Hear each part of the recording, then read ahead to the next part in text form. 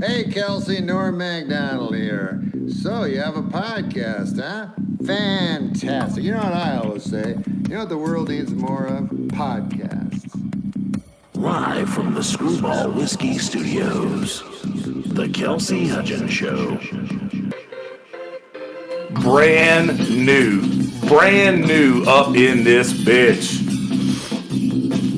We got brand new going on. We got all kinds of brand new shit up in this bitch. You like that? Is that too much? Who cares? Who cares? We're not here to care. We're not here to care. How's it going, guys? How is the world treating you? Is everything going acceptable? I hope so, because we are here in sunny Murrells Inlet, South Carolina, where it has recently started to rain, where I believe it is scheduled to do so for the next however many hours. So be careful out there, folks. Them police is out there ready to get you. So if you get out there, you got to be real careful when you get out there in the world. We are sitting here with the one and only, before I hold on, guys, the one and only Richard Squires, ladies and gentlemen, who is the very, very first guest on Richard Squires, ladies and gentlemen, the very first guest on the Kelsey Hudgins Show. Hey, buddy. Hey, buddy. Happy New Year, brother. Happy New Year, buddy. It's an honor. Glad to be here. I am glad to have you here. I had to get, thanks, Kevin. Appreciate that. Is that A Smooth? That sounds like an awesome Aussie over there. Is that you, Thick? Give you a wrench. If you show up in the chat, you get a wrench. That's a lesson that I've learned from Brother Jamie Deluxe. By the way, if you guys are not familiar with Jamie Deluxe, DLUX, go subscribe to Brother Jamie Deluxe. He is a very good friend of mine, and one of the main reasons I have any YouTube clout at all, if I have any, it's because of him, and I appreciate him for that. And also, a new podcaster in the game, Brother Richard Squires over here, who is banking up episodes. I think he's going to get about 1,000 of them and then just drop them all at once and have the greatest podcast in the world. Working on it. We'll see how that works. And leave us all sitting in the dust. Nah. I believe you can. I believe you can. I hope you're right. But we'll see. Dude, I believe that you can. You recorded, for those of you who do not know, Richard here recorded a podcast here in the Screwball Whiskey Studios. Live from the Screwball Whiskey Studios, indeed, by the way. SKREWBallWhiskey.com. Screwball Whiskey. Tomorrow's stories begin right here. Try you some peanut butter whiskey. It is nationwide now, baby. 50 states in America have Screwball Whiskey available at local liquor stores. Go check it out. Wow. So it's been a month since that's happened, but guess what? Oh, boy, still got it. You got it indeed, man. But no, man. For those of you not aware, Richard came to the Screwball Whiskey Studios to record a podcast with Brother Tim Holt, who is a outstanding pastor and all around smart guy, good guy. And that was an amazing interview, and you did a good job with it, man. Even though you said you felt, you felt like you could have done better, but that's to be understood. Yeah, Tim carried it, man. But he's got so many stories and such an incredible life, dude. It was just always just an honor to sit here with you and him and just let him talk. Well, I was trying my best to keep myself out of the shot, and I kind of did for the most part. You did. But it would have been, dude, at any point, if you'd said, hey, been totally cool. Well, been awesome. I have a bad habit of, like, if I start, I won't stop. So I know myself. Yeah. I got you. So, yeah, you were saying you pretty much drove back today or tonight, rather, and you are a vampire like I am, and that works out well that we can get together because I just actually finished up we're rewatching Kill Tony. Yeah. in the Kill Tony Discord. We're rewatching it all from episode 1. And I'm making that a big, I'm trying to make a big deal out of it because I think more people should watch it from the beginning. And by the way, watch Kill Tony if you haven't watched Kill Tony. It goes live every Monday night from the Comedy Store in L.A. and goes live every Monday night at 11 p.m. Eastern Time. It's worth a watch. And there's like 450-something episodes already. Go watch one. It's good. But I'm trying to get everybody to watch that. So we finished that, and I was like, well, how about, you said tonight, and I owe an episode. I owe an episode. You don't owe it. You don't owe Yes, anything, I did, man. Fucking A, I do. Listen. Let me tell you why. You don't owe me anything, dude. You've been such a huge help. Not to you. Oh, you mean Not to you. Where the fuck have you been? Right. That's what I mean. That's what I fucking mean. And I mean, you know me better than some people. I have the darkness, and it gets darker in the wintertime. Really? Yes. Yes.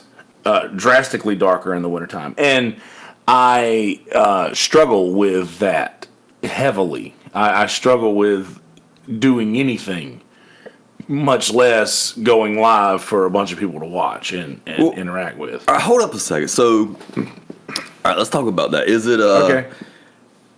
Because you're a vampire like me, like nighttime, right away. So, that don't quite make sense to me because most people, I can't think of the term for it now, but it's seasonal something disorder. It's because of lack of sunlight. But you're a vampire like me, so it's kind of hard to attribute it to that. Is it the temperature? Is it just the slowdown in the vibe of the community? What? Well, I said I've gone over this a lot in MI stuff, but the Kelsey Hudgins show hasn't yet. So, my granddad passed away on Christmas Eve, like December 23rd, day before Christmas Eve, and just I don't know, my birthday in October. After my birthday, I always get a little down, and then like getting up closer to Christmas, and like I don't know, it's just Christmas has a lot of negative connotation in my mind, and I didn't go home this year. I felt like a piece of shit. I didn't go home, and my sister and brother-in-law and niece were there from Connecticut. I mean, not my other sisters weren't there because they were too, but my other sisters were in Connecticut. Yeah. I could go a couple hours away and see my other sisters, which I probably should do more often in my family, but I'm just that's not me, and I know that's a really cheap cop out, but I mean, we've talked about that. I mean, your family's like my family. Every country, you grow up, you say I love you one time, and it's done. We're good. Right. You could go back any time, and nothing's changed. You know your family loves you. They know you love you. They love you. You love them. So, and then when you do show up, you walk in the door and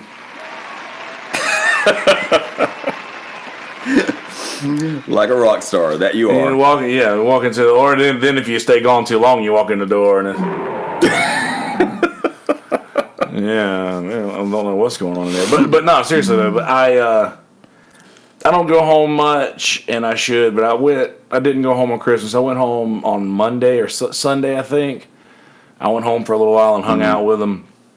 But man, I feel like such a piece of shit for not going when they were expecting me. But I sent this long text message to them like, y'all, I'm just depressed. And it's that time of year, and I'm just not feeling good, and I'm not feeling it. I'm kind of over it. And like the podcast was something that kind of helped me fight off the depression a lot, and I just didn't have the will to even do it. Yeah. So that Well, that's the thing, man. Like I am very familiar with depression.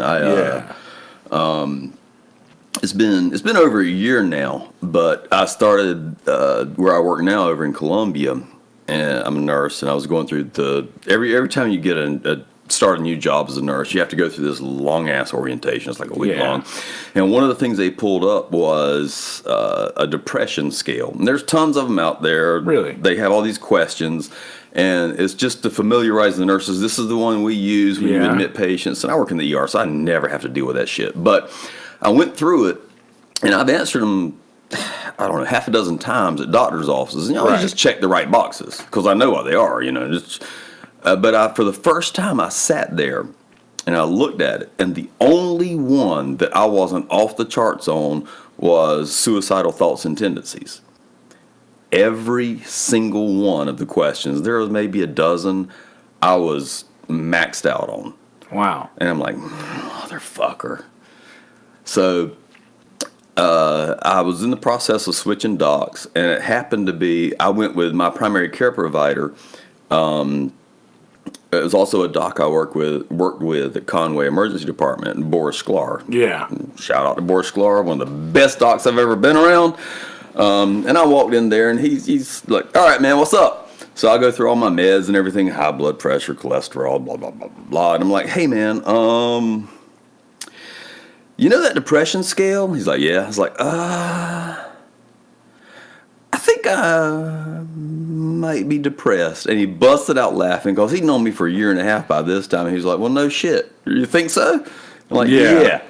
He's like, what do you want to do about it? Oh, man, I don't know. I mean, years ago, I got on an antidepressant, and it just sucked. I didn't care about anything. I mean, I wasn't necessarily depressed anymore. I didn't care about anything. My ex-wife, she was my wife at the time, she loved it because I didn't care about anything. He's like, well, let's see what we can do about that. Yeah. And we tried one medicine, and it was great. Like within 8, no, that's not true, about 14 days, it was like the weight of the world was lifted off my shoulders. But I had this side effect called bruxism, which is just clenching your teeth and chewing on the inside of your... shit. Yeah. And I had night sweats. And I went back to him like, dude, this is amazing, but I can't deal with this. Like, I'm literally eating my tongue and my lips, and I sweat so much I can't sleep. So he changed it up. And that's the thing that a lot of people don't realize. Like, if you go through this process, it's a pain in the ass because you might have to go through 3, 4... maybe 5 different medications. And honestly, docs don't know how they work. Scientists don't know how they work. SSRIs and NSRIs, we don't know how they work. But they do work, usually. Yeah, right. And he switched me up, and eventually, the side effects were manageable. And, dude, been the best year and a half of my life, bar none. Best year and a half of my life. Really? I've never experienced happiness. And this past year and a half. Yep, past 18 months. And you found the right medication? Yep. I have never experienced happiness. And I always thought or sustained happiness. Right. Like I look at other people and they talk about, and again, going back ex-wife, and she's like, I'm just not happy. And I'm like, who gives a shit about being happy? I mean, that's, we're not guaranteed happiness. Yeah. I didn't even know it was an option. Had no idea. Yeah, I'm in the same boat, man. Like I get these dull enjoyments. Yeah, you'll have something happen. Like I'll have these things that I just like. I'm like, okay, this is acceptable. Yeah, that was fun. And then gone. Yeah, immediately. Once you realize, it's just like, Cracker Barrel kid in the house. But seriously though, it's like you get into this funk where you're used to feeling that way all the time. Right. And it's just normal. That's just normal for you. And that's normal for me. And I'm just not a happy person. And I even have a joke about it that I'm not as happy when I'm happy as when I'm not happy. Yeah. Like I know some people who aren't happy unless they're pissed off at somebody. Dude. But I don't apply that to you. You're an Andy Griffith fan. Oh. You remember the episode? I can't remember the damn names. Where's my dad when I need him? When my dad can tell you like side characters, doesn't matter. He knew everything. There was a couple that always argued with each other. You remember they used to fight all the time. Okay, this couple used to fight all the time, and the town got together and went to Andy and was like, Andy, you need to do something about this. They just fighting all the time. And then all of a sudden, he went up to him and was like, "Hey, how about you, just maybe bring your wife some flowers or something like that, or just do something nice for us." So anyway, him and her started doing such nice things for each other all the time. Yeah. But they turned into absolute cunts toward everybody else. and that's the thing. That it was so funny that they were always just so mean to each other, but then they would always just scream and fight at each other, but were so nice to everybody else in town. And that's just how they were, man. Yeah. Is that some people, you saying that reminded me of that, and I figured you'd remember that. No, absolutely. I do remember the couple, but I can't remember the names either. But some people are like that. They just only have enough goodness to give. And you're like, man, that's just got to be a miserable way to live. Like, I just want. I don't know. I like other people to be happy. Even when before I got everything corrected with the meds and whatnot. I still wanted everybody else to be happy. Right. Even though it was a foreign concept to me. Yeah. I wish no ill will towards anyone, but it's hard, man. It really is. Like, my emotional bandwidth was very narrow, and now it's much broader, but I think most people going through life today, there's just so much shit that we have to deal with that it doesn't really matter that our bandwidth and our willingness to desire goodness for other people has just shrunk to near zero, man. Yeah. That's the truth. Yeah. So. But that's long of the short. That's where I've been. That's where the fuck I've been. I've just been here and not very happy. Just been here. I've just been here. Yeah. And I mean, it's not anything. Everybody's like, "Oh, are you okay?" I'm like, okay, and I'm like, yes, of course I'm okay, but like, you're just gonna have to give me a couple months to get back into my, to get back into my. For one thing, money's not as readily available this time of year as it usually is, and that's never a good thing. Second off, I have so much more time to myself and time, just to sit and think, and. And I love that, but it is nice to know every single day, like in the summertime when I'm doing 5 gigs a week and I'm mostly thinking about those gigs and it occupies my mind. I'm not sitting here thinking, oh man, well, I'm not doing any work. I'm not doing anything like with my life right now. And even lately, even with the podcast, like I've been neglecting my creativity, and like I still write, but you say write songs, poems. Yeah. Like I write things that rhyme. I got you. Whether or not it's a song or a poem, I never know in the beginning, but I've not been flexing the creative muscles like I usually do. And that's just, I don't know. It's gotten in my head, man. It's gotten in my head. But one cool thing about it is I feel this, like, rejuvenation in a way from doing the Kelsey Hudgins show thing, because I realize that this is like a new venture. I have folks who are listening from Oregon, Australia, Texas. I have people listening from that's just the people represented in the chat up here. Kevin, I don't know where you're from. I'm sorry, buddy. I can't remember where you said you're from. There are people outside of this area, and MI Stuff marries me to a location, and Merle's on the Stuff is great. Yeah. And it would still be nice to keep that going, to interview my friends and people around here and stuff like that. And I might still use the MI Stuff name to do stuff like that, just because there's 190 episodes of it, man. Like, I mean, that's a lot of episodes to walk away from. But by the way, shout out to Podbean. Anybody out there who's looking to start a podcast, please go check out Podbean.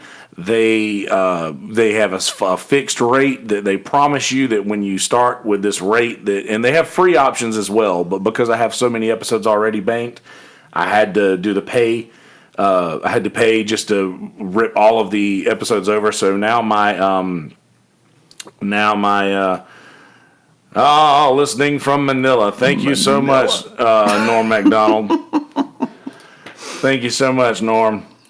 But I have so many episodes logged over, and they ripped all of the other ones over. So now I have, instead of the old channel where everyone used to be subscribed to MI Stuff Podcast on Apple Podcasts and such, I've changed everything over to the Kelsey Hudgins Show.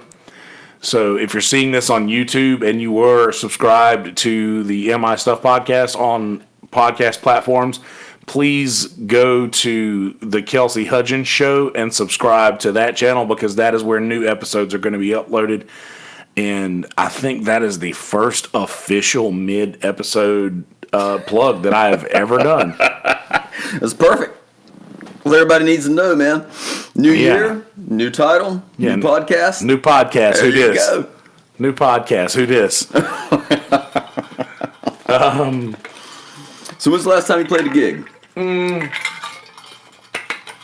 I actually texted you as I was leaving one earlier. Oh, sweet. All right. Because I was about to say, there's no, you talked about like this is a slow time. There's no excuse for that. I mean, so many locals, and you're so good, Cornbread. Only group, only person that I've actually sought out to go listen to. I appreciate that, man. All you locals out there, let's do better about that.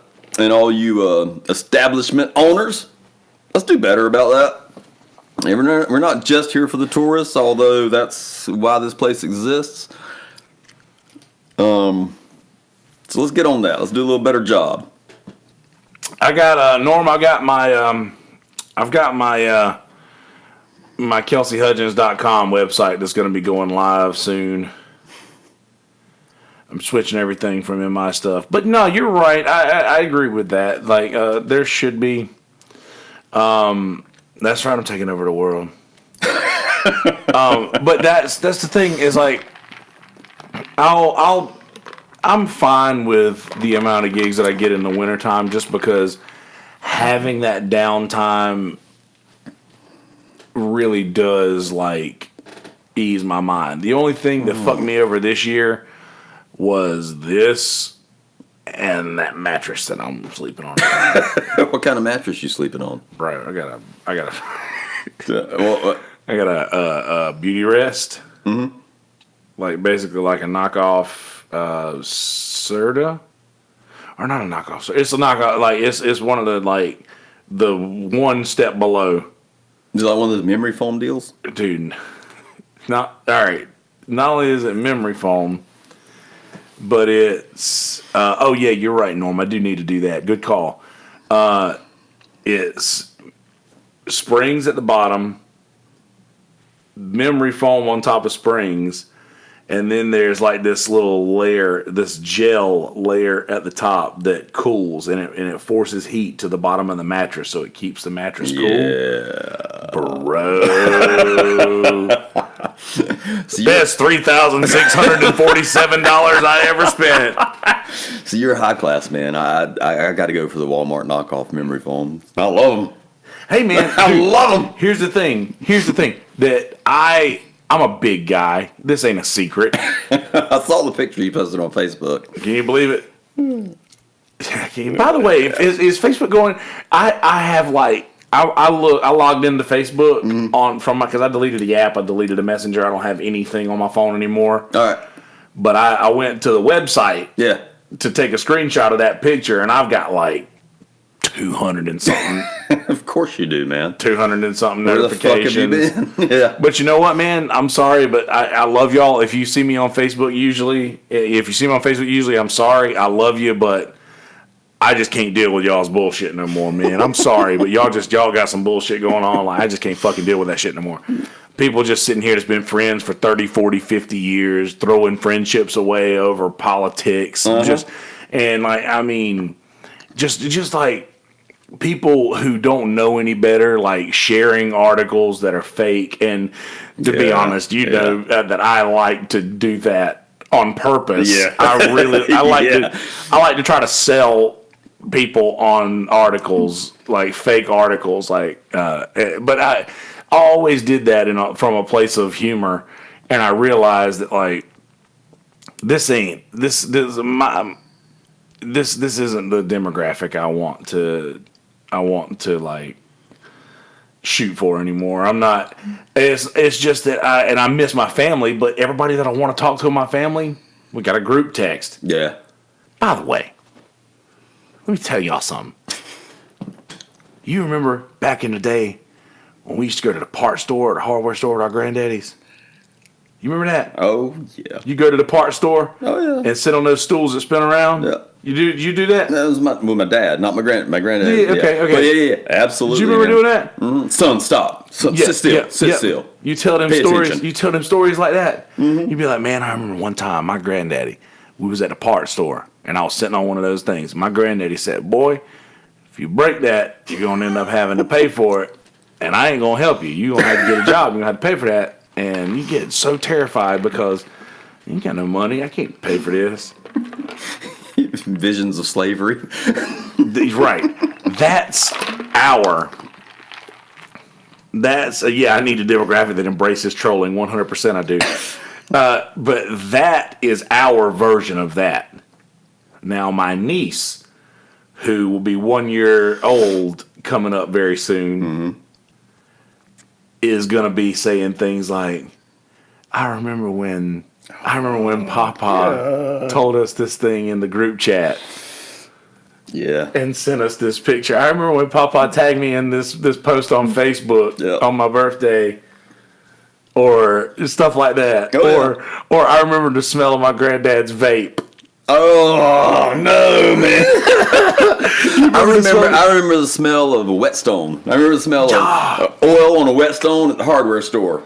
Yes, sir. A bunch of old guys with coffee in their hands talking about what they're gonna do the rest of the day, freezing outside, denim jackets. Man, I miss that. But dude, that's where it's going. I remember the smell of my granddad's vape. Yeah. I remember when Granddad unfriended Aunt Barbara. Yeah. Yeah. Oh, you remember that time that Grandpa got in a fight with the cousins from North Carolina on Facebook because they read the Bible wrong? As opposed to, remember that time that Granddad stepped out with the hoe over his shoulder because the local drunk was walking down the street and Grandma was scared? It's totally different. I mean, there's no real live interaction. And when it is, it's so overblown.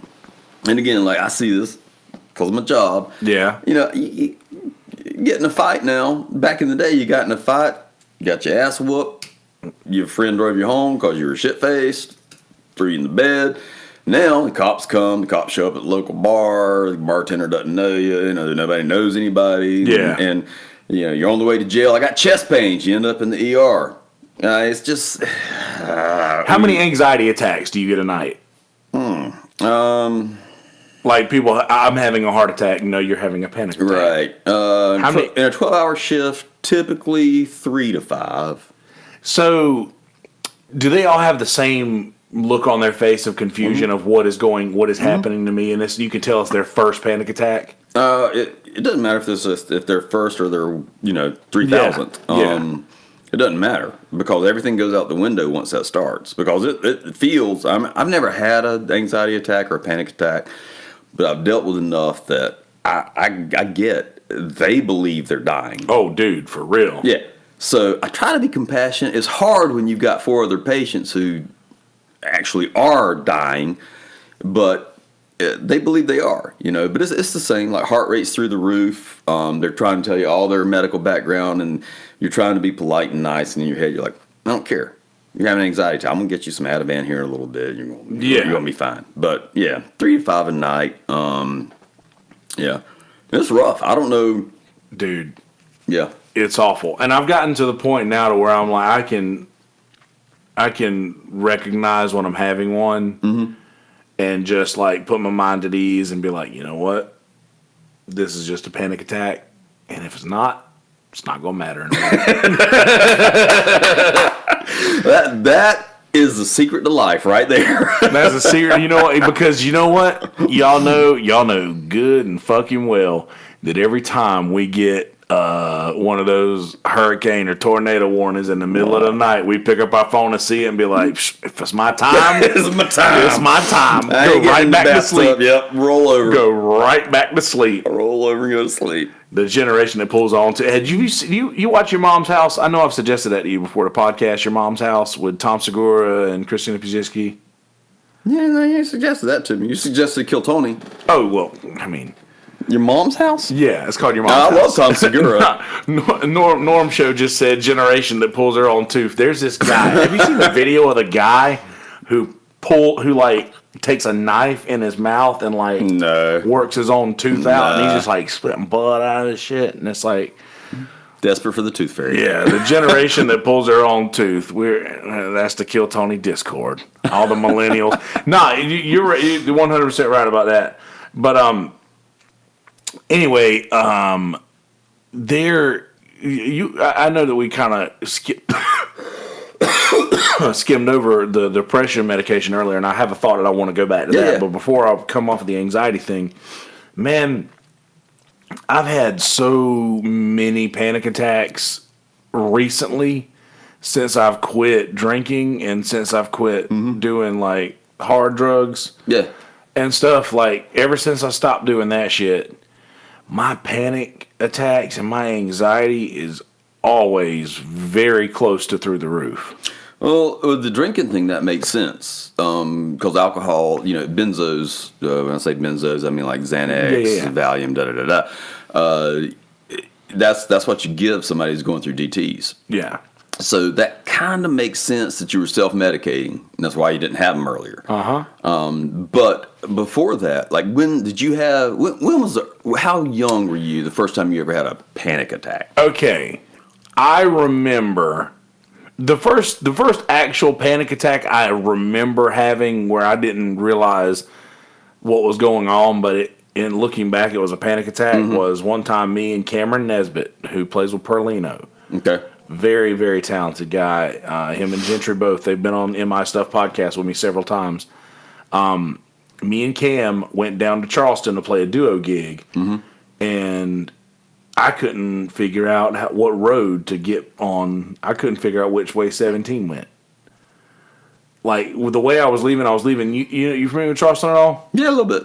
And I was coming off of Market Street, and when you get down to the end of Market, the intersections are really wonky. Yeah. Kind of. Yep. And I couldn't figure it out, and I didn't have any. Like, my phone had gotten cut off earlier that day because I didn't have dollars, and I couldn't get online to find like the map to get back.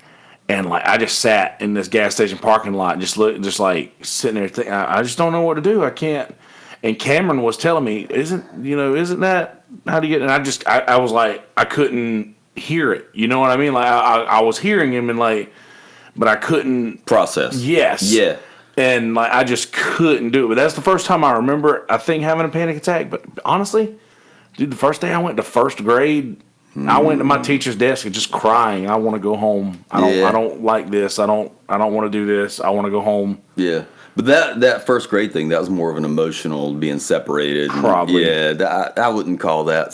So the episode you called talking about in Charleston, man, how old were you at that time? That was 6 years ago, 5, 6 years ago, 7 years ago, 8. Fuck. Getting old, Kelsey. 5, 6 years ago. All right. 5 or 6 years ago. You drinking at that time? Oh, yeah. Huh. Lagunitas IPAs and Rumple Mints. God, that's gross. Yeah. Raw was pounding that shit, son. All right. No, I was just curious. Did you know me when I was drinking? No, you've been sober as long as I've known you. Yeah. Yeah. I mean, I've only known you like 2 years or so. So 4 years coming up this year. that's awesome, man. That's awesome. I put together 5 years one time. I was going to AA and all that stuff. So. Oh, nice. Yeah. Is that why they don't want people to say that they're going to AA? Is what? Why? Because if they relapse, then that looks bad on the program. I think that was part of it back in the early days. Like Okay. it grew out of this whole something called the Oxford movement, and they focused on your upstanding members of society who had a drinking problem, Right. and they didn't want folks to be associated. But now it's more along the lines of like protecting the anonymity of the group in general. Because in the traditions it talks about being anonymous at the level of press, radio, and film. Right. It didn't exist back then. So it's more along the lines of just knowing like what happens here, what's said here stays here. Yes. And I would never divulge that anyway. Yeah. I don't have a problem saying that I used to go to AA or I have been to AA, and unbelievable, the most amazing organization in the world, by the way. Just throw that out there. But I drink. I like to drink. Love beer. Ain't nothing wrong with that, man. Yeah. And if it infringes on my ability to work, to be a husband, to be a father, then all right, I'll go back to AA. Yeah, right. Well, that's the thing is I think that I'm still I know I'm getting older, but in my mind, I'm still very much a child. And I can't handle that. Mm-hmm. I can't handle that. Yeah. I don't know when to stop. Whenever I get, after my brain gets any alcohol in it, I don't know when to stop. Something turns on that I'm like, everybody in this room is going to go home and remember how much the big guy could drink. Mm-hmm. But you're not. Yes. Yeah. That was what the deal was. But I remember everything. I never blacked out. I never forget anything. Like, never had a blackout? Mm-mm. Huh. Never. Yeah. I've only had a couple. Never. And honestly, the only time I did have a blackout was a half blackout, and it was the last night I drank. Mm-hmm. And then the longer I went, I pieced back together pretty much what happened. And now, I remember it all very clearly now. Yeah. And well, I've had two. And, honestly, neither one of them were from alcohol. They were from other things. But I've sat in rooms with people who are in the Myrtle Beach area because they drove in a blackout from Ohio, Colorado, came to in Myrtle Beach, and knew that they were a real estate agent, didn't know how they got here or why they were here, and set up shop. And they're here to this day, not knowing how they got here. Damn. Crazy shit, man. Yeah. Yep. And I see, that's wild. I see every night, I work in Columbia, these little girls come in shit-faced drunk, and I'm like, honey, that is how you get raped. Yeah, it's like, dude, no clue what's happened. Waking up saying, where am I? How did I get here? Who was I with? Now, how many of those are just actual personal intoxication? Do you ever get anybody who comes in who's like had something? Everybody says somebody put something in my drink. I realize something here. Mm-hmm. You good? You are one of the. All right. Everybody. That's an exaggeration. Almost everybody comes in. Somebody put something in my drink. This has never happened before. Yeah. Virtually nobody had anything put in their drink. Now, is there like you would know by doing their blood work if they've had any sort of. What I'm asking is there anything that people could use to do that like, wow, this sounds like a really fucking bad question now that I just heard it in my head. You are a creepy motherfucker. No, but I'm literally just asking, like, there's no way.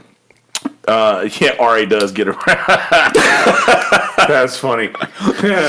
Ari Shafir, you're familiar with that. You're big on the Bert and Joe's podcast. Yeah. But yeah.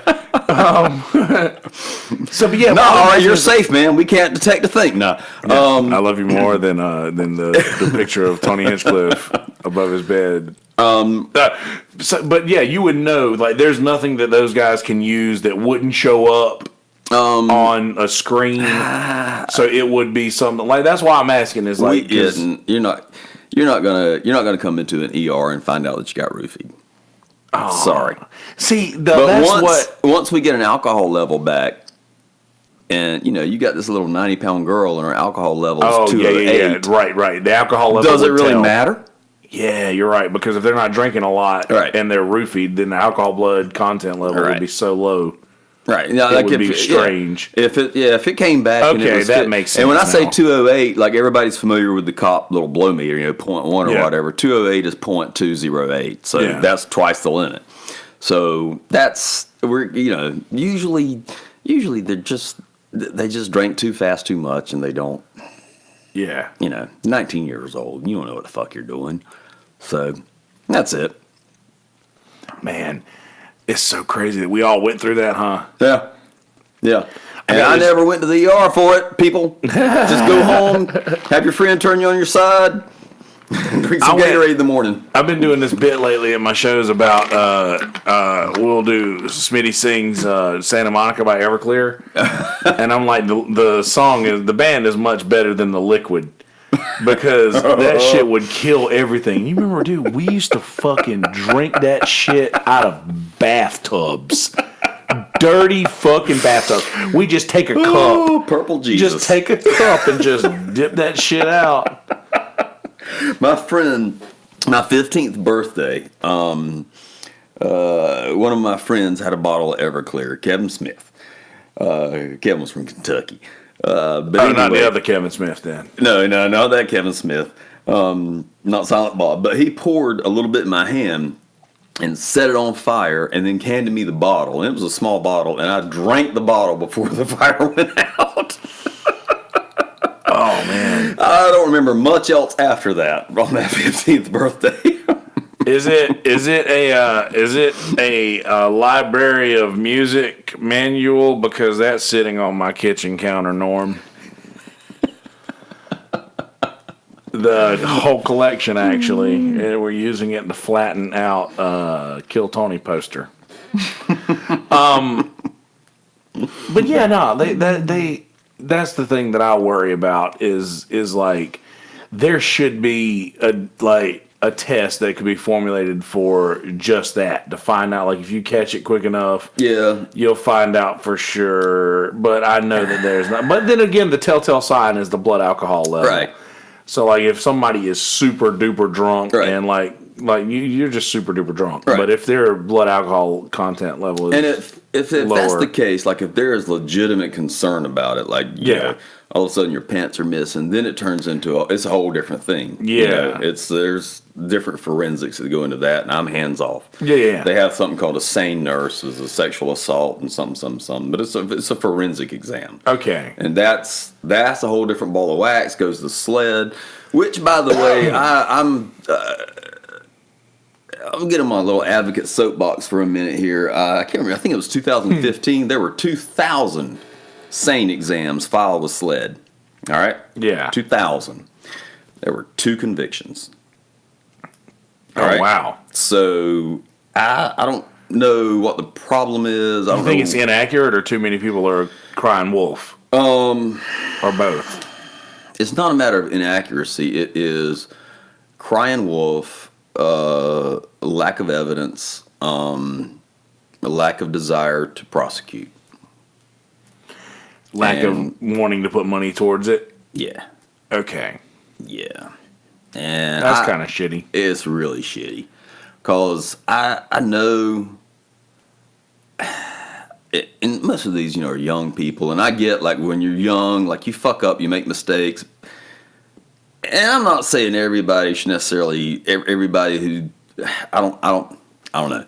But that's just not a fear that young ladies need to go around living with. Right. So, yeah. That's so awful, man. But you're right. If you see them come in drunk as shit, and it's like, dude, you're not being wise with the time that you're here. And especially somewhere like a college town with just a bunch of horny dudes that probably don't care. No.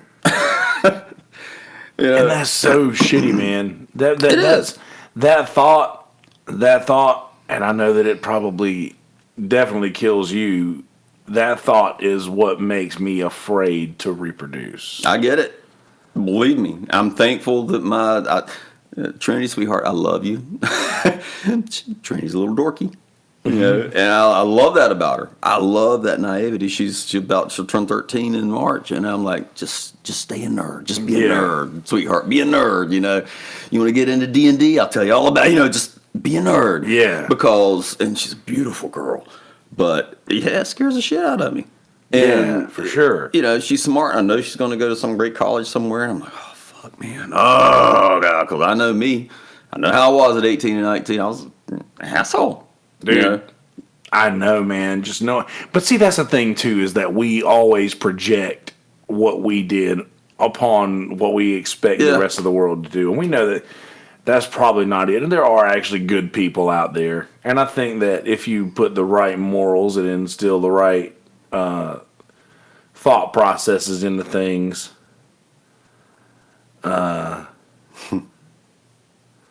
oh, yeah, don't accept a shot from anybody. I agree with that, Norm.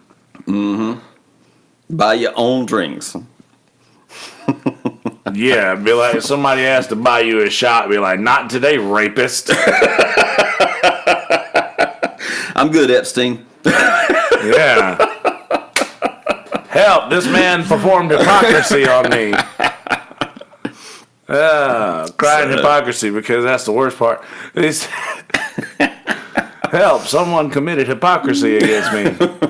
You never hear anybody going around saying, oh, you know, I just love raping. I believe all rapists are hypocrites. Oh, man. Oh, God. Yeah, it's a Norm joke where he talked to Patton Oswalt and said, oh, you know, the worst part of this whole Bill Cosby situation is the hypocrisy. And Norm's like, I don't know, man. I think it's all the raping. I think... You got to go with normal on that one. I think it's all the raping.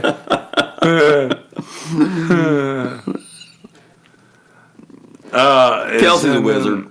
Oh yeah, I'm a wizard. Kelsey's a wizard. That's all. I'm a wizard. Bro Dame has turned in for the. Yeah, I got a buddy crashing in the extra bedroom for a little bit. Oh, get on his feet. But yeah, we yeah.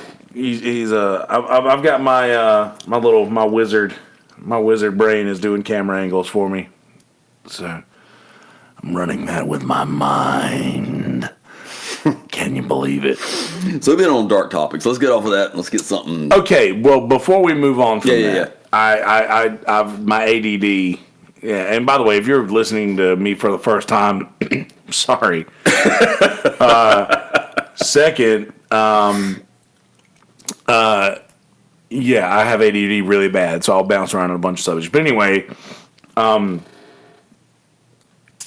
I don't want to go through the cycle of trying to figure out what medication works. I understand that. I'd rather just thank you, Brother Cracker Barrel Kid. I appreciate that, and I love you dearly. I would rather not do that because I've seen just people in my life who've taken those things, and I just noticed, like, everybody says the same thing. I'd rather feel everything than nothing at all. And I would rather feel everything than nothing. I got, dude, me with Lexapro the first time. I get it. I totally get it. Dude, Lexapro, that was what killed Brody Stevens, man. He got off of Lexapro, and a lot of those people who get on those things, and I have a very close friend of mine who was on this heavy medication at one point in his life, and he's gotten to the point now to where he can't get off of it because, like, the side effects of going off of it are just so bad, but he's so sick of having to take it because it just, like... No, I get it, and it's not. I mean, I wish there was an answer. You know, I mean, there's clinics out there for people who are refractory to antidepressants. You know, there's ketamine clinics, and I think they're making great progress. They really are. It's not like you try this for 2 weeks and see if anything changes. It is you go in, you get a dose, and boom, your depression's gone the next day.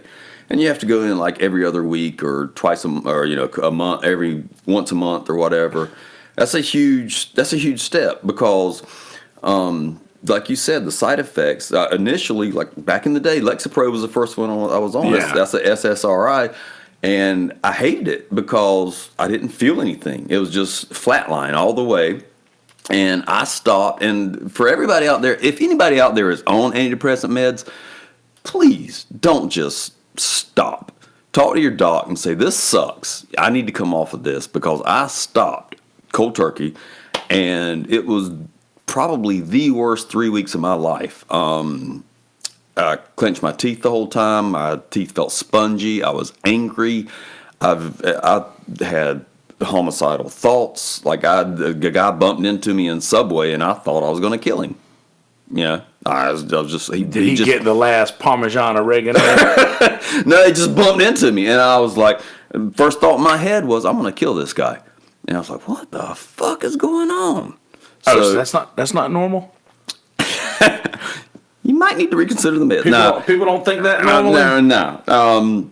Especially me. I am the most loved piece of. Hey man, you know what they say about that? Yeah. Well. Safer than a tube sock. Oh man. But anyway, yeah. If you're on them and you don't like it, talk to your doc. If you're having those thoughts, talk to your doc or talk to somebody who loves you. That's all I got to say about that. That's the thing, man, is talking to somebody that loves you. Yep. That helps so much. Just being around people who actually fucking care about you. And I heard Joey Diaz say in a podcast the other day when he was talking, he did a re-release. You got to do it in the voice. Yeah, he did. Yeah. He did a re-release. He's like, go buy your friend a cup of coffee at a Denny's, cocksucker. That's possibly the best advice ever, right there. Go buy him a cup of coffee at a Denny's. Hey man, just go pick his ass up and make him get in the car. Take him out to Denny's. Go pull up at his spot. Tell him get in the fucking car, cocksucker. Let me tell you something, Joe Rogan. And that's it though, because yes, R.I.P. Brody. Hangover 2, due date. Chelsea lately. Cut out of funny people. I get B.O. in the shower.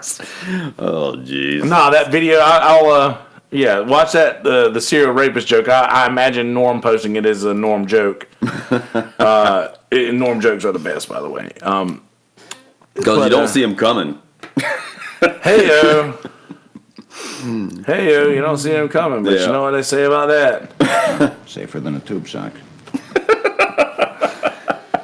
Let me tell you something, Joe Rogan. But no, that's so. But Joey Diaz said that the other day. He was like, go get a cup of coffee at Denny's, like, and do that. And if there's anybody in the world who is good at that, like every single comedian that I know and respect is like, yeah, Joey Diaz just called me the other day. Like he's always keeping in touch with everybody. Yeah, and I'm so bad at that. I don't talk to anybody, man. I talk to Adam and Smitty whenever we do gigs, pretty much. Like, I don't ever talk to them but then it's not like, but I don't do that with my family either, man. Like, I'll respond maybe every 100 text messages I get, I'll respond 3 or 4 times just because they talk a lot and I just don't. Yeah. Back and forth to that. And like in this situation, if I'm having a conversation with somebody, I have a lot of opinions and things like that. But as far as like small talk, where you're just like, "What are you doing? How's your day?" Like that doesn't interest me. I'm not into that. Right. I want to have a conversation about something. Yeah. I don't really. Oh, what'd you do today? Oh, well, I'm sorry, but I know this keeps going back to me just regurgitating bits from other comedians. But Norm Macdonald writing his biography, saying, "Oh, I ate a box of Count Chocula for breakfast," and then some Frank Abernathy calls me and says, "Hey, how about we meet at 1 o'clock? Eat a cheese sandwich? That cheese sandwich at 1 o'clock sounds good." And then on the way home from eating a cheese sandwich, I stop at the grocery store and I pick up something to eat later on tonight. So he's like, my entire life is acquiring and consuming food. Yeah. He's like, it's not that interesting. Yeah. And I'm like, I'm the same way. Like, he's just fucking. I slept till 5 o'clock. I got up, took a shower, took a shower, and went and played a gig. Picked up some McDonald's on the way home. Yep. Like, there's not. I didn't do anything. Right. And I don't want to talk about it. Right, and I'm the same way about all that. Like normally, Not normally. I mean, always. If I talk to my friends or I text you or something, it's about something that we need to do, Right. or like I'm genuinely interested. How are you doing? And Right. I don't want to hear I'm doing great, or whatever. And if you are, that's great. Dude, what do I always say? Who knows? Not me, because you ain't saying shit. But How are you doing, buddy? Who knows? yeah, and that's fine. As long as I get those, I believe you're all right. But if I get back, man, it's been a shitty day, which I haven't gotten back, and that responsibility lies on you. So everybody out there, a little bit of responsibility lies on you. If you're going through a shitty day, let somebody know. You never know. There might be somebody out there who actually gives a shit. I'm one of those people. I'm one of those people. I do. Yeah, and I try not to burden too many people with that. Yeah, but I do make sure. I do make sure that when I have a rough go at it, yeah, I'll talk to somebody. Yeah. Like I'll make sure to talk. Like I have. Cracker says, "Who cares?" That's funny, but no, I do. And with the Kill Tony Discord chat that I'm part of, where a lot of these guys are from, like I talk to them about my shit all the time. Like Awesome. I vent to them. I use that. Like we use that as we're each other's therapists. Yeah. Monford, who's commenting, let me tell you something, Joe Rogan. That guy, Yeah. he's a fucking great comedian. He is a hilarious comic, and me and him will literally just talk back and forth sometimes about just shit we're going through, like each other's therapist. Same with Gabe, with Cracker Barrel there. I give so many shits about you two, Puddin'. I do. These are my fucking That's people. awesome. These are my people, man. That's awesome. I just found my niche of folks who are into the same kind of shit that I'm into, and who they get all the references that I make. It's fucking great. Yeah. That's your community. You have to, but You have to have a community to be sane. And you're 100% Yeah. right about that. Yeah, you have to. You know what? And they might look at you and go, What the fuck are you doing here? but it doesn't matter. They might look at you like you're fucking crazy. But no matter how they react to it, getting it off of your chest and saying it aloud to somebody makes a huge difference. And the reason that exists, we've evolved to such a point where survival is no longer a concern. Right. I mean, I see so many homeless folk at work, they're still surviving. Well, back in the day, survival was all you were worried about. Not that long ago, 150 years ago, survival was the key, and you had to have a community in order to make that happen. Yeah. Well, now, survival's easy for the most part.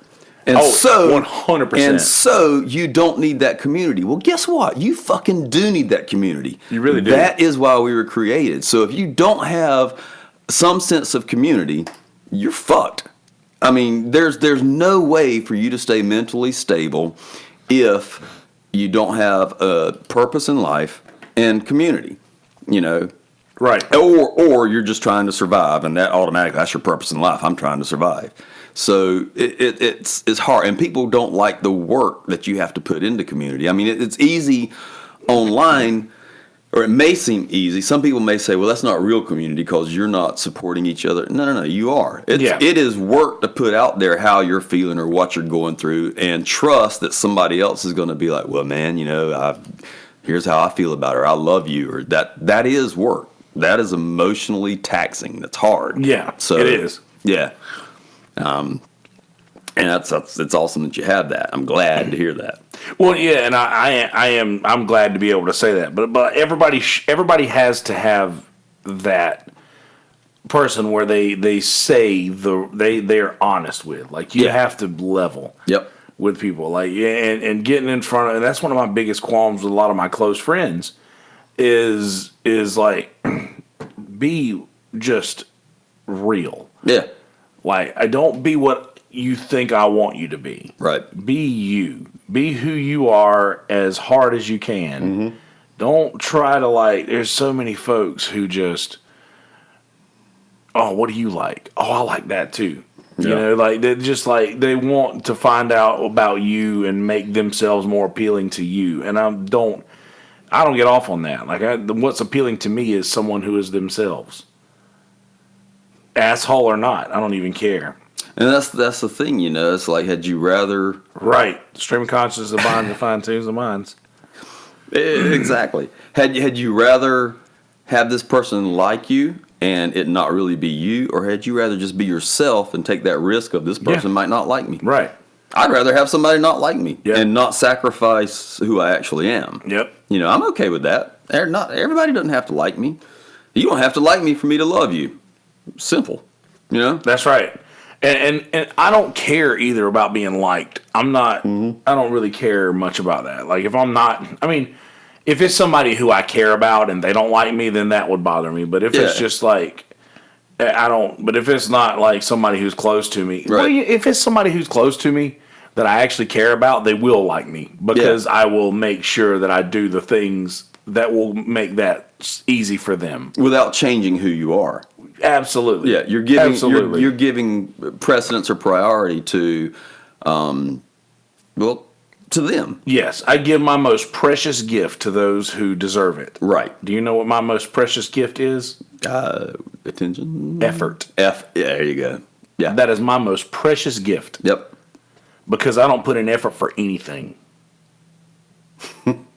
Show your true colors. Absolutely. Yep. Like I do, show your true colors 100% always. But that's my thing is I don't put in effort for anything. Yeah. Even my music. You see me. I'm watching TV usually. Dude, Tim and I had a conversation about it on the drive back. We were talking about you as a musician. And I was like, man, Kelsey, I love hearing Kelsey play. And I was like, Tim, you know what? Like Kelsey's told me that he's on autopilot when he plays. Yeah. But it's still just so much emotion comes out and everything. And Tim's just like, huh.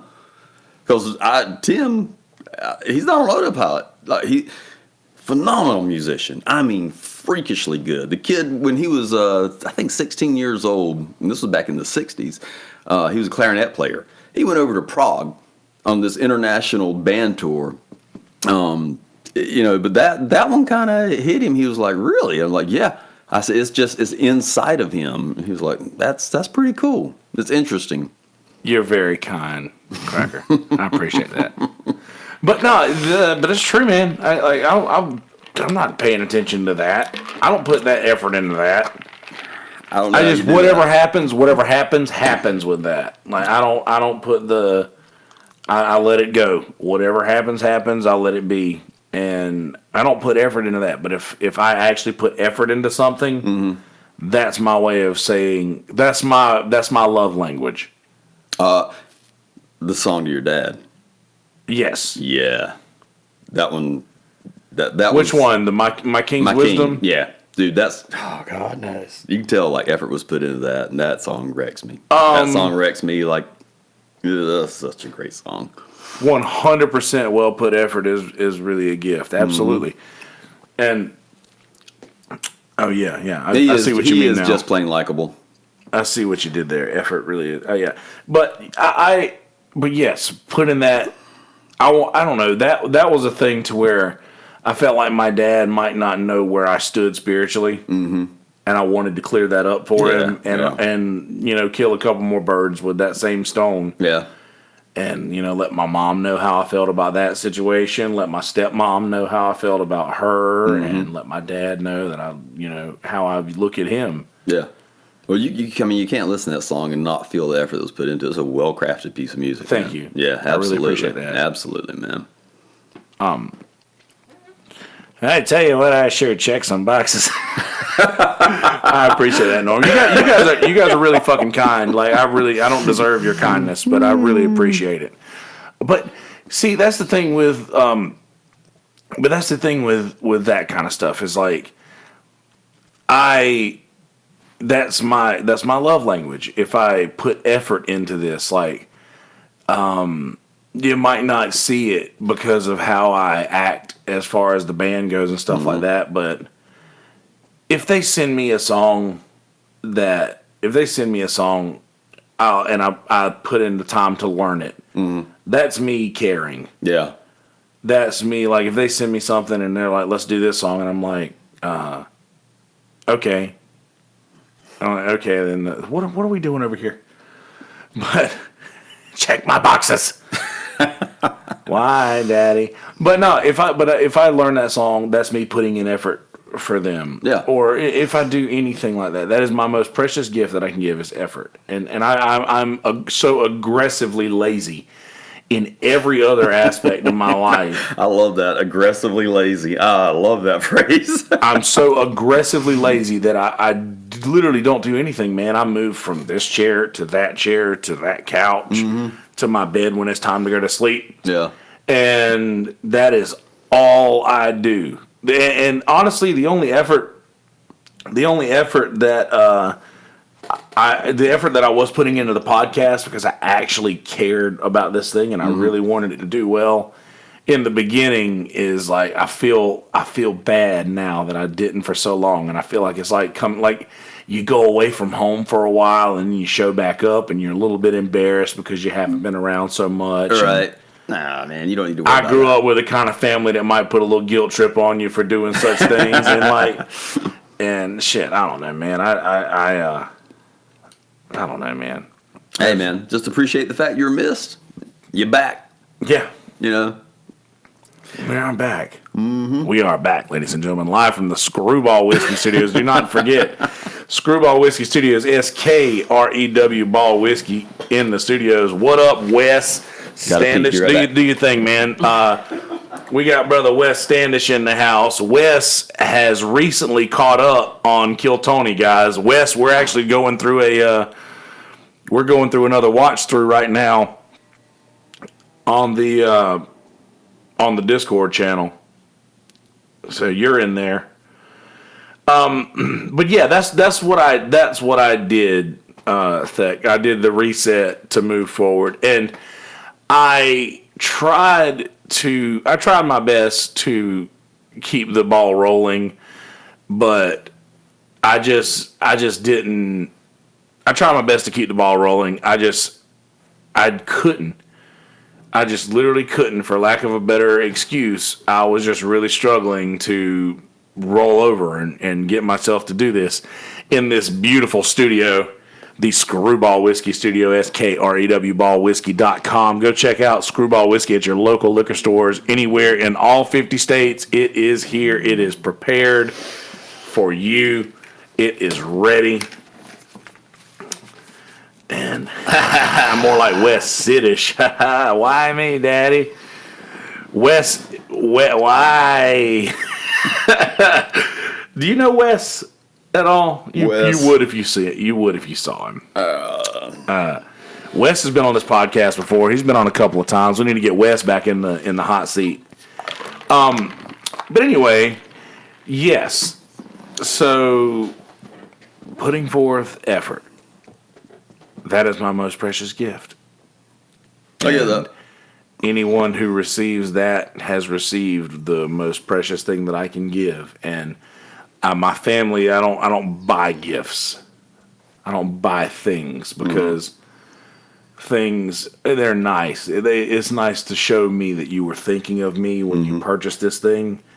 But I would be just as happy if you were just thinking of me. Yeah.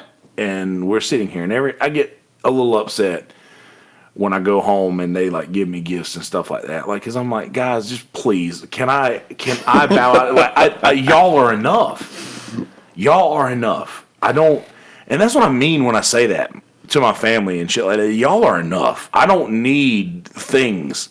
I really appreciate the things that you guys give me. Don't get me wrong. Like, my stepmom gave me a whole bed, like a new comforter, sheets, pillowcases, 2 new pillows, and that was awesome. Yeah, y'all are going to be seeing some Screwball in Texas soon. I'm very, very happy for y'all and jealous at the same time.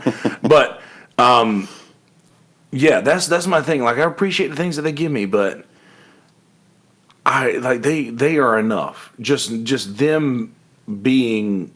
Or just sitting on a couch next to me. That is more than that's enough. Like I really love the things the gifts, but I don't need that stuff. I would rather them save their money. Save your money and I'll see you when I get there. I'll save your money and we'll talk. That's the nourishment that I gain from this. Right. Like the things that like they purchase for me and stuff like that are really cool, but I don't. I get that. But I'm gonna mess with you a little bit here. All right. Okay. So you talk about love languages. Have you ever read that book? No, but I'm familiar with the concept. So. Yeah, exactly. You know, time, effort, time. Yeah. Time, words, gifts. There's a few more there. I don't remember what they are because they don't apply to me. But you got to look at it like, well, maybe that's their love language. Yeah. Maybe buying this gift and giving it to you is just is the same as your effort to drive home to see them. Yeah. So you gotta put it out there and be like, okay, this represents me sitting down and writing a song for you. This gift that you just gave me, even if because I'm the same way. I don't give a shit.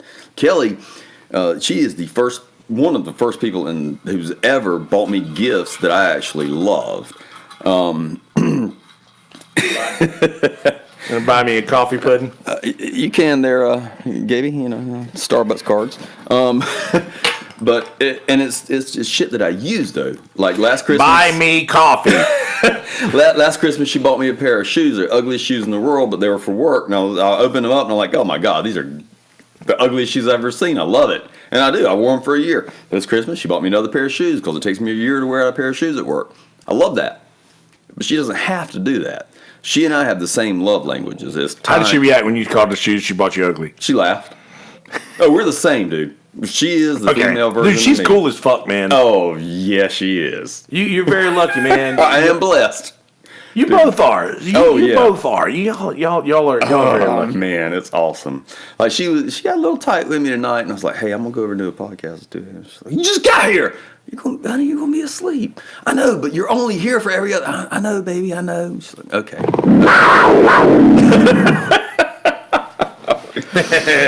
Oh, Kelly, don't make me tie you up again. Oh no. But anyway, yeah. Wow. It's just a matter of accepting what our love language is, but at the same time accepting what other people's love language is. Her sister buying gifts, she's all about that. You know, so if we buy something for her, it's like, oh, she feels so loved. Whereas for us, not mean anything. You know, just sitting there, not doing anything. I just want her close to me. Time wise, that's it. Yeah. That I feel loved. And for me, words, that's a big deal. You know, don't belittle me, encourage me. If you got to lie a little bit, that's fine. Well, see, I'm the one I would rather the truth. Because just in my history, I've just even times when the lie was to benefit me, because in my mind, like, if you're lying to me to make me feel better about something here, then what else are you willing to lie to me about? Yeah, and that's just where my mind goes. That's true. That's where my mind, because I've just, you know, the situation with me and my mom, and like, you always, a man always grows to expect every other woman in lives to be like their mother. And because that's the earliest example that they are given, you know, they expect every other woman in their lives to be like that. And I do. Like, my mother's just a dishonest person. Yeah. So there's a part of me that just believes that every woman that I will ever come into contact with is like that. And I know they're not. And I know that's a huge disservice. Why? Just because my mom is just a grade A piece of shit that kind of like made it really bad for everybody else. It's a huge disservice to you. Well, I don't. Yes, but I can handle it. They don't deserve it. You know what I mean? Like, I can. Yeah. They don't deserve the bad juju that I put on them mentally, just because I have an issue with something that happened to me. And they like. I'm putting my guilt, or not my guilt, but like I'm putting my scars on something that you know what I mean? Absolutely. And I'm really bad at saying whatever I was just trying to say, but I hopefully you got it. No, it comes across perfect. I get it. Don't mean to interrupt your flow, but No. You're good. Kelly, like the reason that she does not want me to not be there, her dad died of a massive heart attack when she was 13 years old. Yeah. And just like you said about your mom, That's her with men. They're going to leave. Oh. Yeah. Yeah. So the fact that she's cool with me coming over here and doing this podcast too. That shows Kelly, I love you. He's not doing anything out of hand. I mean, we're just talking about depression. Yeah, we're not going to go out and snort coke later, are we?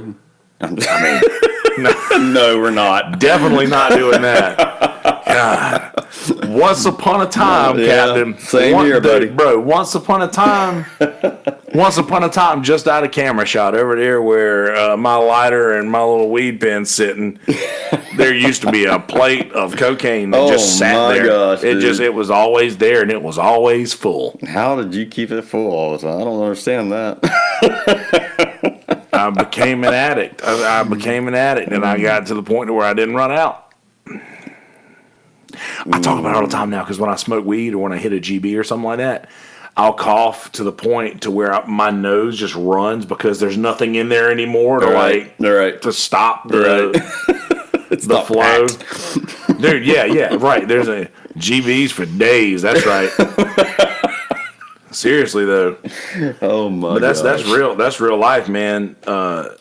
GBs for days. But dude, I'll get to the point where every now and again I'll watch a movie and see somebody do it, and I can still taste it on the back of my. You could still. And Steve, I'll even see somebody in a movie take a shot of whiskey, and I can feel it. I can feel the burn. Like I know, like the sensation is still there. People who haven't lived that life don't. People who haven't experienced that don't understand the neurochemicals that get released just like thinking about it or playing around with the paraphernalia. Right. It is weird. Addiction is a weird, evil thing. Oh yeah. Yeah. And it is embedded in your mind unlike anything else. Yep. Like it's something that is stronger than memory. Oh yeah.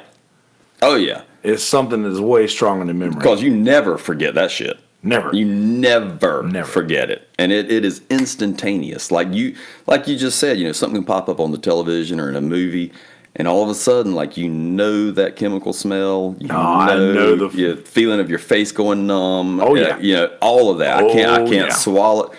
Yeah. It is weird how we are wired, man. Oh yeah. And one time at band camp. Oh yeah. That was for you, Kelly. Kelly's a band geek, by the way. Aw. Trumpet. Like Jet Ski Johnson. Jet Ski Johnson. This is just a bad reception, honey. Respect my hairy ass. What's that? Whoa. But no, it's just those days. And I'm not going to say that I'm glad that I did all of that stuff because I'm not. Yeah. But I'm glad to know that I'll never do it again. Yeah. I'm glad. And I know that's a really fucking hard thing to say. That sounds like a Joey Diaz comment, doesn't it? I hate that I did all that shit, cocksucker. But I'm glad I don't ever have to do it again. Somehow, I don't know if Joey Diaz would say the last part, I'm never going to do it again. I don't know. I don't think he will. I think he's done. Yeah. He's done. He's done. He's got a daughter now, like a young daughter now, young Mercy. And dude, I think that he is totally fine with what he is now, just chowing down.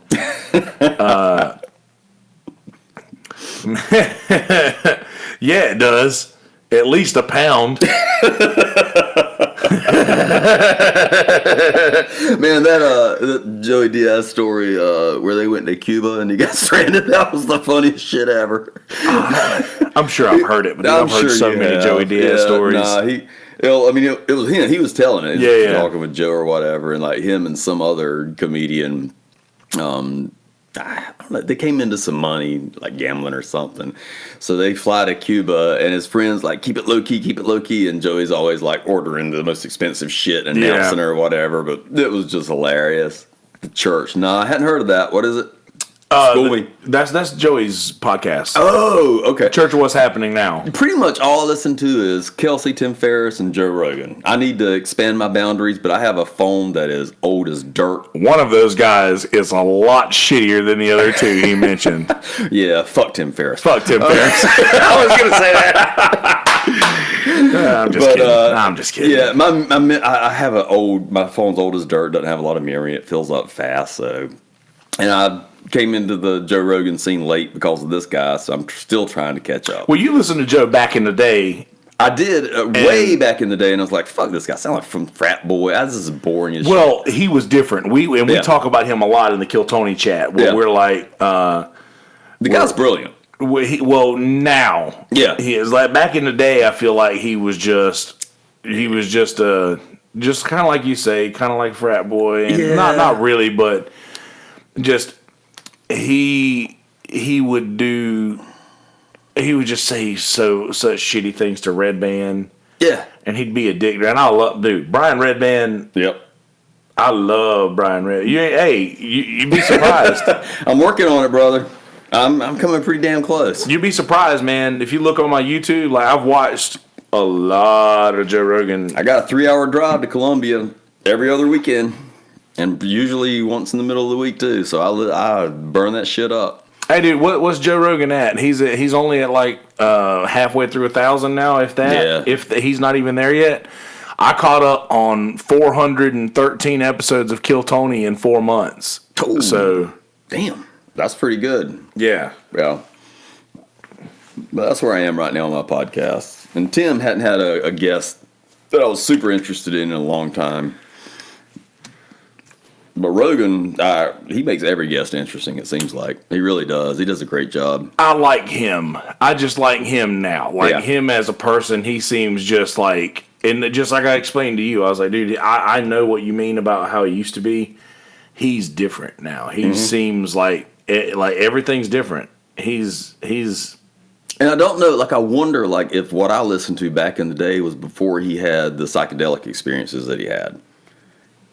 I don't know. I can't give any credence to that, but he just seems much more like I feel like he genuinely loves people now. Yeah. And before, I feel like he was genuinely wanted to be an entertainer really bad. Yeah. I don't think he really worries about that now. Nah, his podcast has changed him. The people that he has talked to, the people that he has, those people have changed him, and not in a bad way. Like they've changed it. And I understand that at 1,400 episodes, 1,400 episodes. That's like what that means that it'd take me a couple of years. I could do it.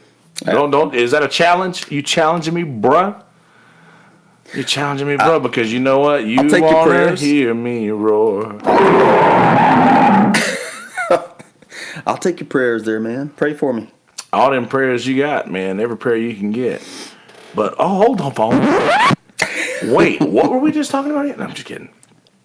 But no, we all are only products of every situation that we've ever been around. Joe Rogan is the perfect example of putting yourself around the right people to, you'd be surprised, Cracker Barrel, they reach much farther than that. You know that. But, 100%. I agree with that, Thick. But the Joe Rogan is the perfect example of you are your surroundings. Mm-hmm. And when he was surrounding himself with just his very close friends, he was just that one type of person. Yeah. But then when he started to talk to your, just very smart people and started to interview very smart people, he started to get cheat codes to life. Yeah. And he takes instruction very well, it seems. Like he knows when something can be changed for the better, and he does that. And I really feel like that is what has changed him, and we all should take a note out of that book, man, as to sometimes you might not be the person that you think you are, for better or for worse. It may just be your surroundings. You may not be, you may think, oh, I'm a shitty person, this is awful, I feel shit for doing this, but maybe it literally is just you need to get out of the circle, like the bubble that you're in. People live in bubbles, man. Mm-hmm. And people live in a bubble, and they don't see the rest of the world, and the rest of the world can see the bubble around you, but you can't see it. Yeah. Yeah. And I think that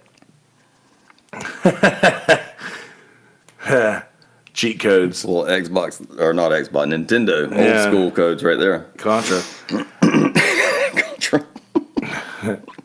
But no, I think we should all take a page out of old Joe Rogan's book, and and I don't know, spend more time around better people and improve our lives. Or let's be at least be interested in even listen to his fucking podcast.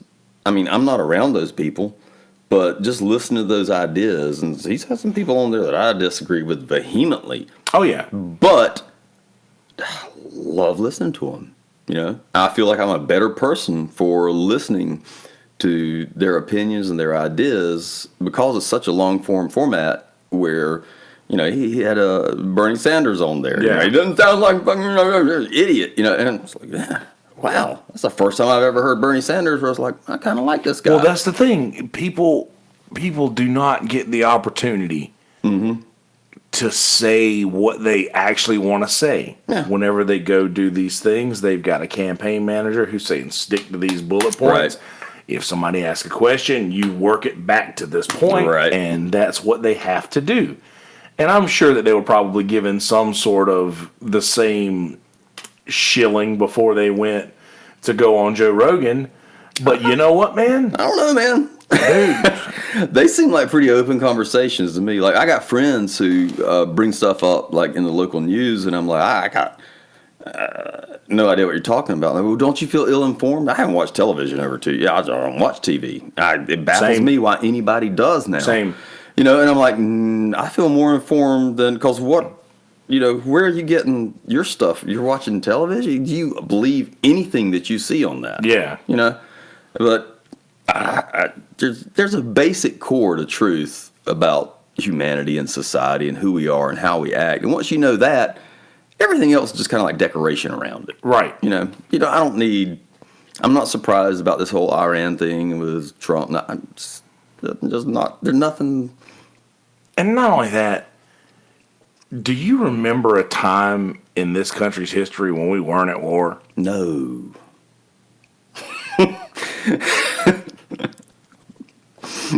Yeah, peace is the time when you're reloading. That's it. Right. And don't worry, Cracker Barrel, I will be doing this more. I've caught the bug again. So, but yeah, and I don't want to go too far down that road. 'Cause you know I don't like to get political or anything. But I will say this: all of these things that are going on, you can listen, and everybody's going to get outraged because of how these news media, like these media conglomerates, are going to spin this story. But make no mistake, that's what's happening. The story's being spun. This is not like you. If you're relying on news networks to give you the accurate story of exactly what's happening, then you better wait for that cold day in hell, because listen, that shit ain't gonna fucking happen. Yeah. And I miss the times, and I know I want to sound like a fucking grandpa up here, That's all right. but I miss the times when the newsman would tell you the news. And that's the way it is. And he would tell you the news, and you decide how you felt about it. And now they do this thing backwards. Yeah. They tell you how you should feel about it, and then they tell you the news. Yeah. And they do that in such passive aggressive ways, of like just saying, oh well, blah blah blah destroys Republican reporter, blah blah blah destroys Democratic reporter, or whatever have you. Like, they set you up to the show. Dude, Made it to the big leagues. that's what it is. Yeah. That's what it is, That's bro. exactly right. That's what it is. It's just a show, and that's all they care about. All they care about is keeping your eyeballs on that screen. Right. That's all they care about. You know Right. what? They don't care about telling you the truth about news. They care about those damn ratings. Yeah. That's all they give a fuck about. And they're not doing it for free. No. And that's they're not. That's this the is whole a point business. of it. People forget Right. this is a business. Right.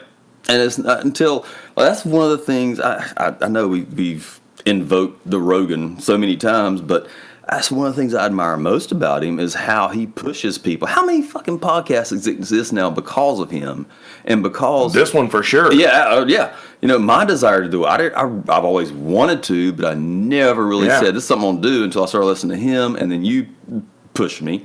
But it is his tenet is everybody has a voice. If there's money behind it, they're lying to you. Mm-hmm. You need to be heard. And I've learned so much more from individuals who have nothing in the game than I have ever learned from, from media. And that includes social media. I know podcasts may be considered social media. They're not. They're not at all. There's a Wild West, dude. There's no fucking rules here. Exactly. And he is Cracker. You're right. And I love it. I want to see more of it. I want to learn how to do this. I undying gratitude towards you for inviting me to do this. Well, I appreciate you, and I know that we're scooting up onto that 4:00 hour, and you probably got a get a little nap. A pretty girl at home that's ready for you to be back under that roof, dog. To be back under that roof. Got a pretty girl that's needing you up under that roof, bro. She needing you up under that roof. Yeah. That's right. You're gonna wake her up. Be like, Daddy is home. Be like, I'm here, baby. I'm here. Oh man. What the hell is that? That was a warning signal. Okay. Bro, thank you so much. Hey, man, First I appreciate you coming to the Kelsey Hudgins Show. Episode number 1. That's right. New year, new podcast. Who Good dis? stuff, man. Good stuff. Yeah, man. I appreciate it. So, be good people. In a world full of shitty people, don't be one of those people. Be a good person. It ain't that fucking hard. Later, bitches. All right, we're out on the audio. Let me do this intro thing here real quick and find out where I gotta come in here.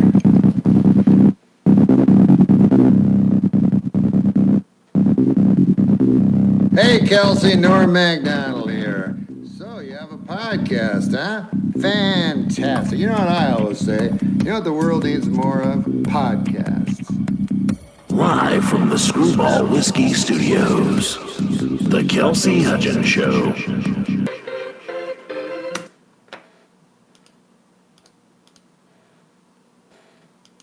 Live from the Screwball Whiskey Studios, indeed, ladies and gentlemen, for the pilot episode of the Kelsey Hudgins Show.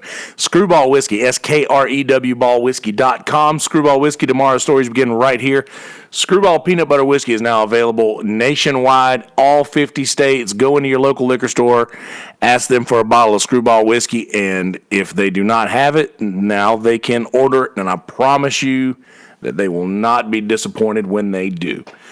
So, this is the very first episode of the Kelsey Hudgins Show, and there's nobody that I could think better to have on this than my brother Richard Squires, who has actually interviewed me on the MI Stuff podcast, which is the show that I was doing before this one.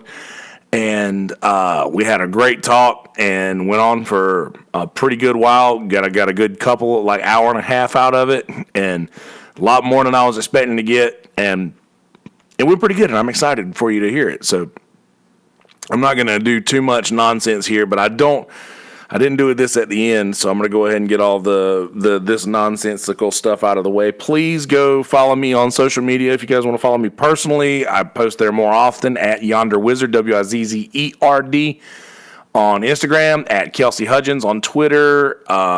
Also, follow me on Periscope at Kelsey Hudgins for my ramblings of going live on mobile every now and again that I still do. Also at the Kelsey Hudgins Show or at Kelsey H Show on Twitter, at the Kelsey Hudgins Show on Instagram. And as of right now, the mistuffpodcast.com website is still up, but it will soon be the Kelsey Hudgins pod or the KelseyHudgins.com. And we are going to have merchandise and all kinds of cool shit there available. Also, please, if you want to, Brother Richard Squires is going to be releasing a show soon that I have already named for him, the Richard Squires Show. And he is going to be doing some really cool shit come soon in the podcast. So stay up to date on this podcast so you will hear when he releases his.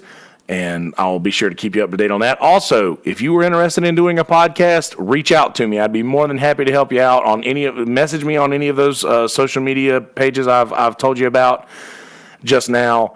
And I'd be more than happy to help you out. And also, the fine folks over at Podbean are more than happy to help you out in getting this podcast released and onto Apple Podcasts and to Spotify, Google Play, anywhere podcasts are available. Do check out Podbean. They are a fantastic company that is very upfront about how much things cost right off the bat. They do have a free option if you just want to release a podcast occasionally. But if you want to step it up a little bit, they definitely have any kind of accommodation that you might need digitally to help you get to the next level in your podcasting. I'm really impressed. I put all those words together without even iota of planning beforehand. So I'm just going to take a second to be impressed at myself. And you guys can also do that alone in your homes if you'd like. Just be impressed with me for a second. See, you're about to get a whole worldwide show about all of this nonsense. So I'm going to not hold you back from it anymore, and I'm going to go ahead and let you guys get to it. Without further ado, ladies and gentlemen, episode number 1 of the Kelsey Hudgins Show. Enjoy, motherfuckers. YouTubers, I love you. My Kill Tony people, I'll see you shortly. Everybody else, be good people. In a world full of shitty people, don't be one of those people. Be a good person. Peace, bitches.